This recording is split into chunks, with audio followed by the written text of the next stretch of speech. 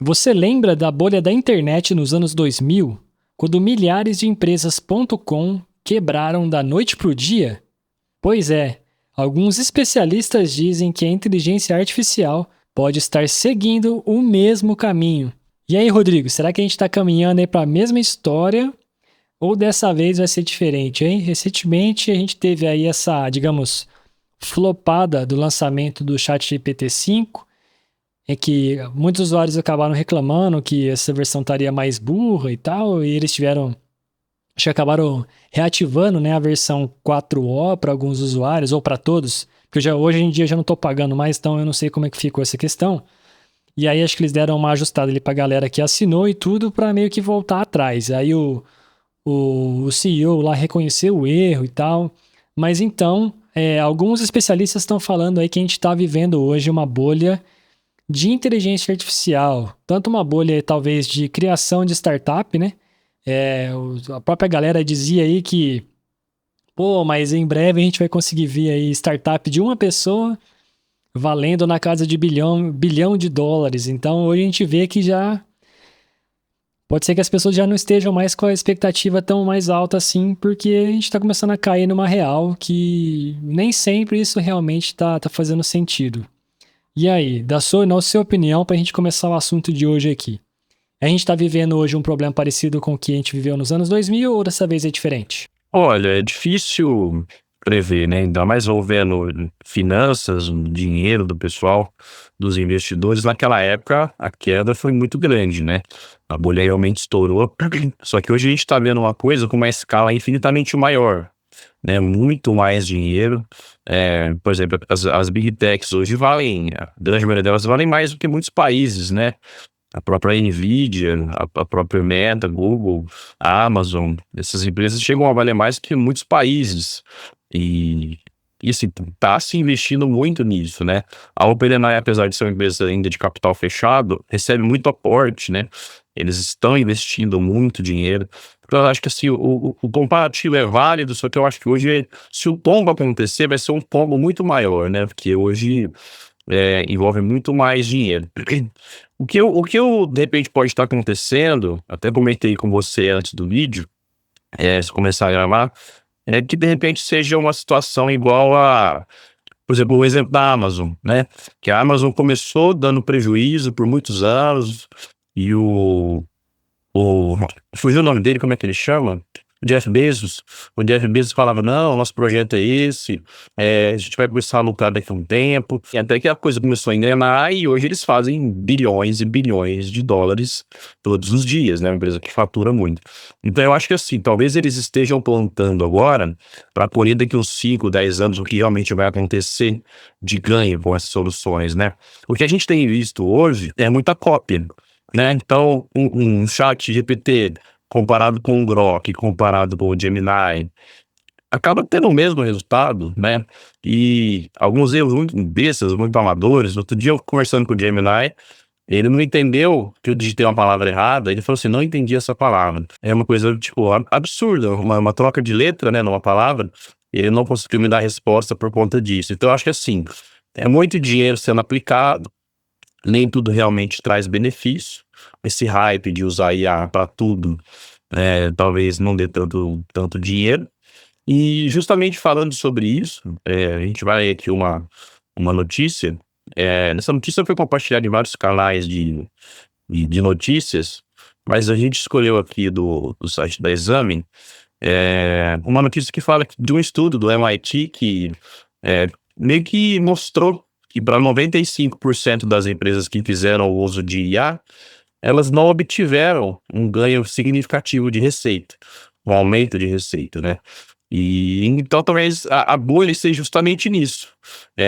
Estou substituindo uma tecnologia por outra, ou um funcionário por uma IA, e isso não necessariamente está me trazendo resultado, né?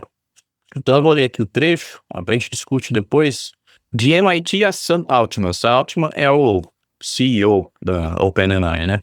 Um estudo recente do MIT intensificou as preocupações ao apontar que 95% das empresas que investem em inteligência artificial ainda não viram retorno sobre esses investimentos.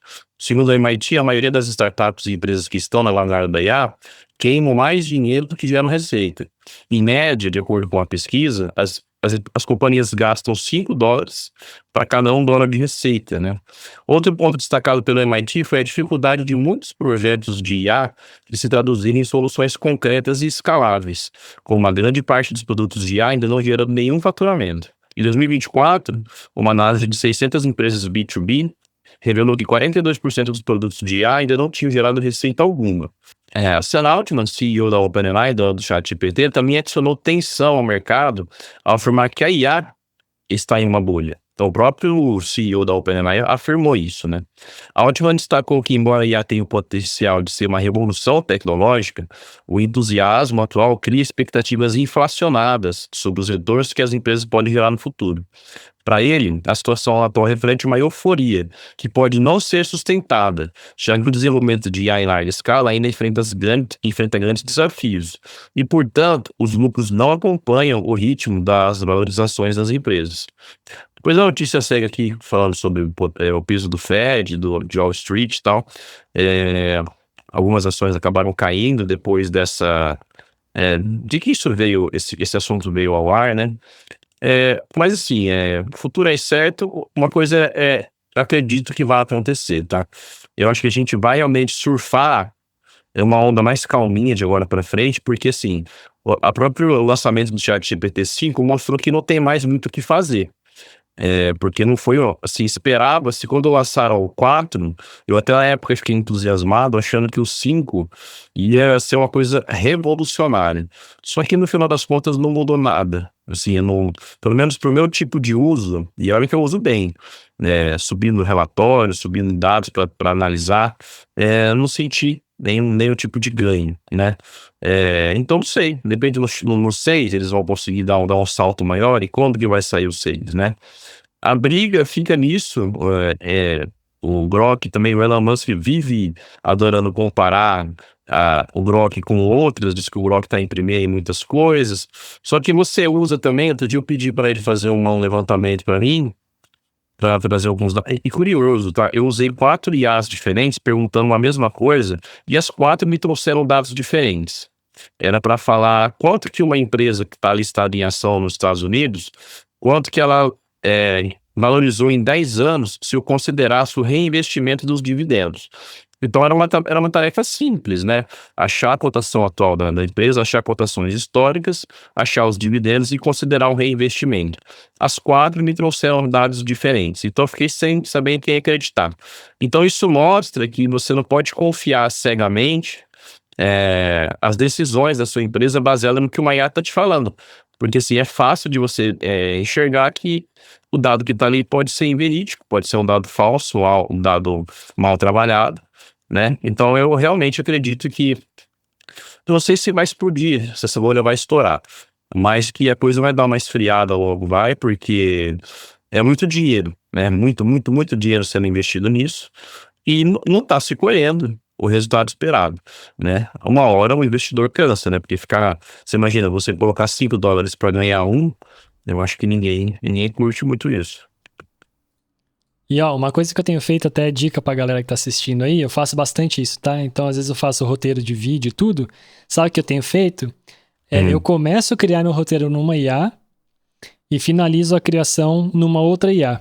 Então, o que eu faço? Eu pego e meio que faço um fact-check na outra. Então, eu faço uma conferência dos fatos via IA e fico fazendo essa troca entre IAs, ou às vezes até mesmo dentro da própria, só criando agentes diferentes, por exemplo, ali.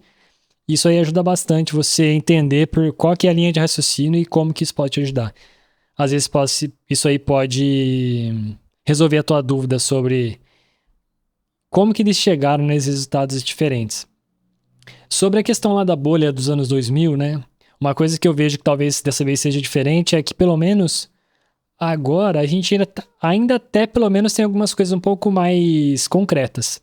Então eu lembro que na época nos anos 2000 lá era tipo assim, muita especulação, Às vezes o cara só tinha um site com uma ideia vaga e achava que ia ganhar o mundo, sabe? Hoje em dia a gente até tem umas coisas um pouco mais palpáveis, né? Criação de produtos, coisas assim, criação de site, de sistema, né? Tem até aquela empresa, como é que chama? Lovable, que chama? Aquela empresa que cria Não conheço. sites, sistemas, acho que é Lovable, se não me engano. Que você basicamente é um produto para vibe coder. Então é um cara que vai criar É, um produto ali e tal, sem saber codar, mas ele vai usando a ferramenta para conseguir fazer o produto dele.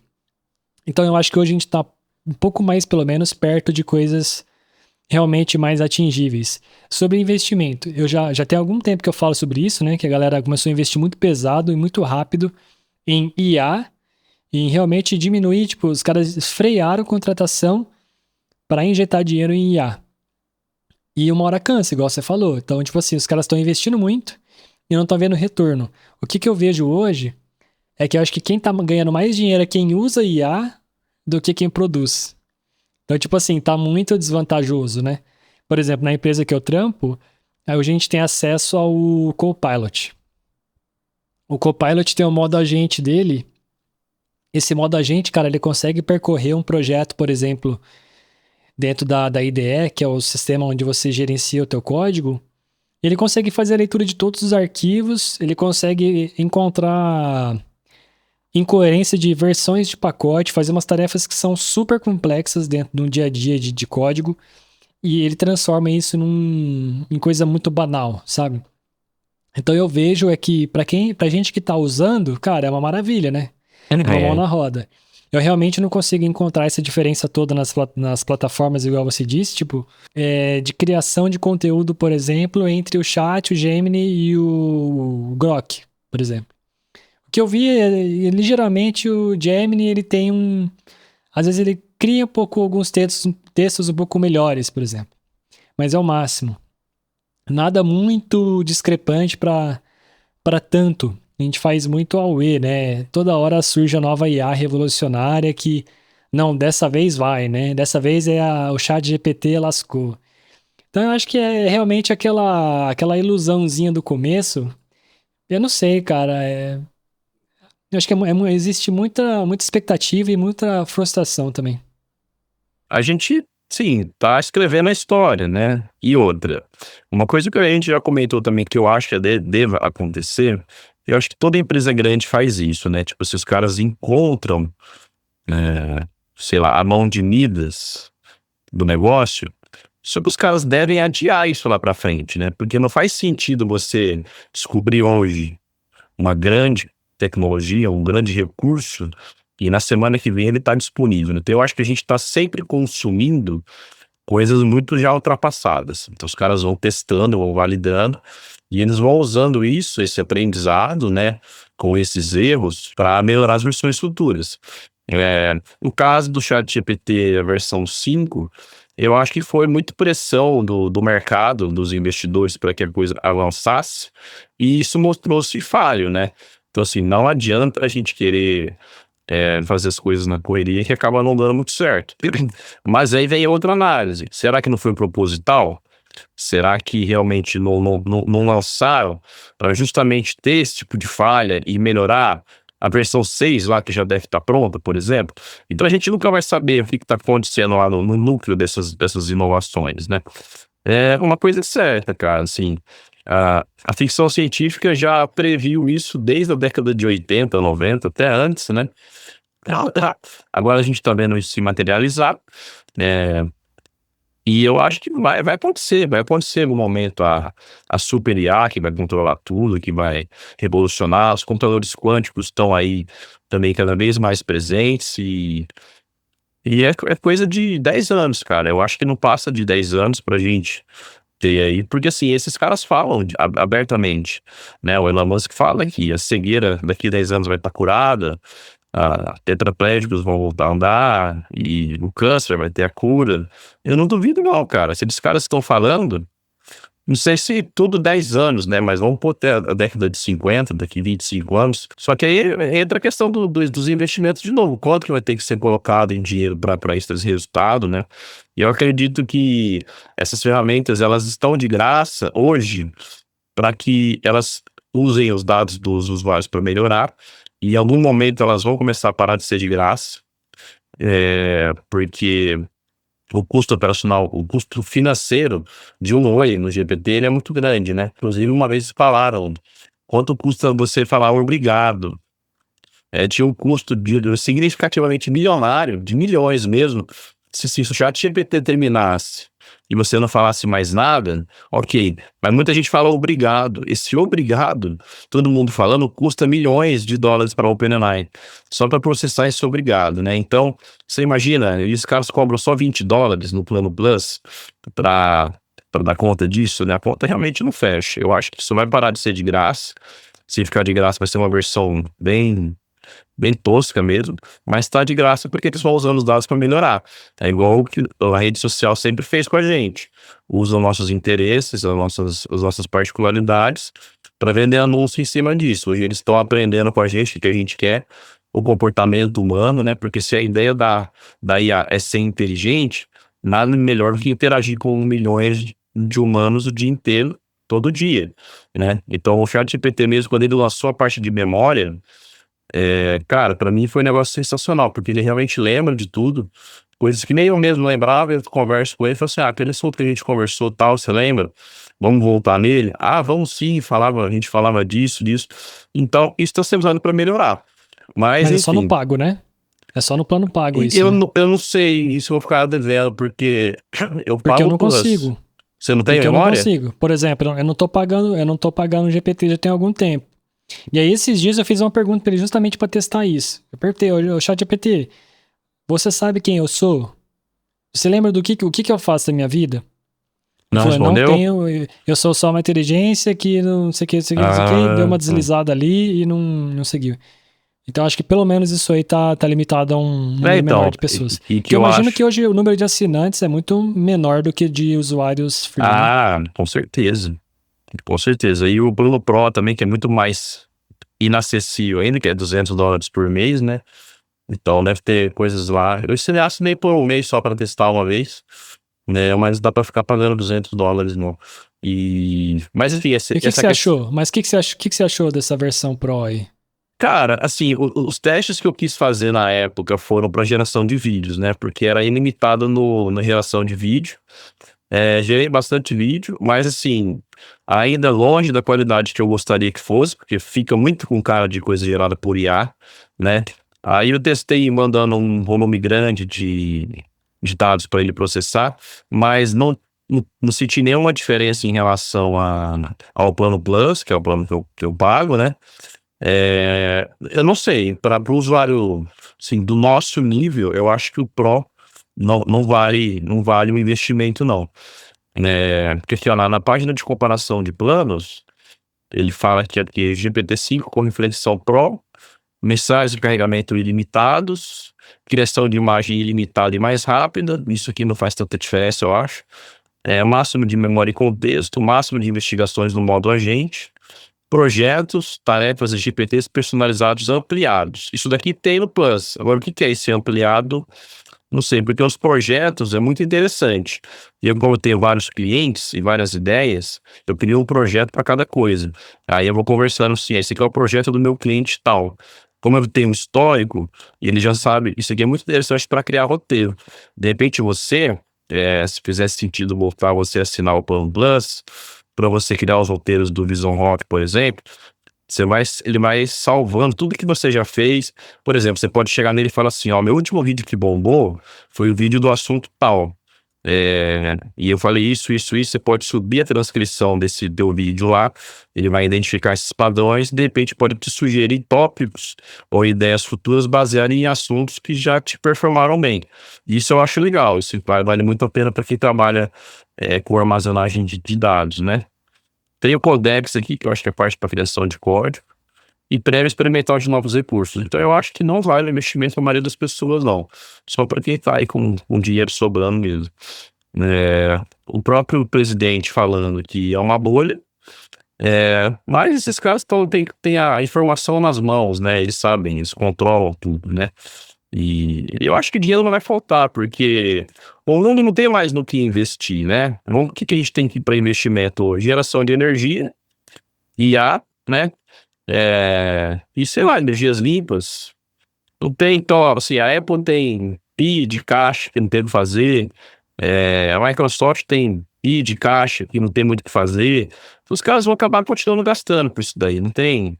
É muita grana concentrada na mão de poucas empresas, né? Você vê a Nvidia valendo 4 tri, ou 4 tri, e, né? É muita grana, então 4 tri você faz muita coisa. Os caras estão com a grana na mão pra investir, vamos ver. Eu acho que a inteligência artificial não tem mais como voltar, sabe? Tipo, não tem como a gente voltar ao que era antes. Porque a gente já descobriu o que é uma coisa realmente inteligente, sabe? Então eu acho que pra gente seria muito frustrante se não tivesse mais. Então eu acho que não existe mais como voltar atrás. Esse é um ponto. Sim. Beleza, agora a gente tem que pensar daqui pra frente. E a gente viu com a bolha da internet dos anos 2000, a tecnologia ela não desaparece assim, né? Com um estalo de dedos. Então basicamente o que a gente tem que pensar hoje? No curto prazo, ela vai ser aqui um copiloto nessas tarefas um pouco mais simples. Para a maioria das pessoas, né? Um copiloto em tarefas mais simples e coisas assim. Para a galera com um uso mais, é lógico, mais pró, paga esses planos aí que você falou que pode fazer sentido. E eu acho que no futuro, realmente, aí a gente está falando em redefinir como a gente pensa, como a gente interage, como a gente cria. Então eu acho que realmente a gente está encaminhando, igual você disse, né? A gente está vivendo hoje essa transformação do mundo e eu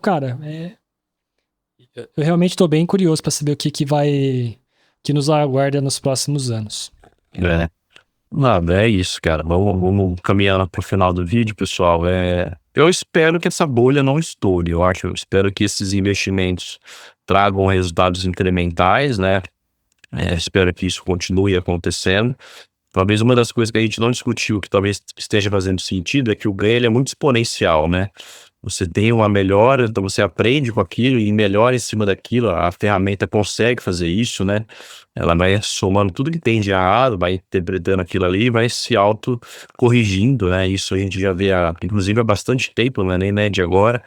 Então, talvez a bolha não estoure por conta disso, né? De repente, numa virada aí de 6 meses, a coisa seja completamente transformada e a gente consiga realmente a fazer coisas que eram impensáveis até agora, né? Pessoal, é isso. Se você curtiu esse vídeo, lembra de curtir, se inscrever, ajudar aqui o canal Relatividade a ficar cada vez maior. E a gente se vê na próxima. Valeu!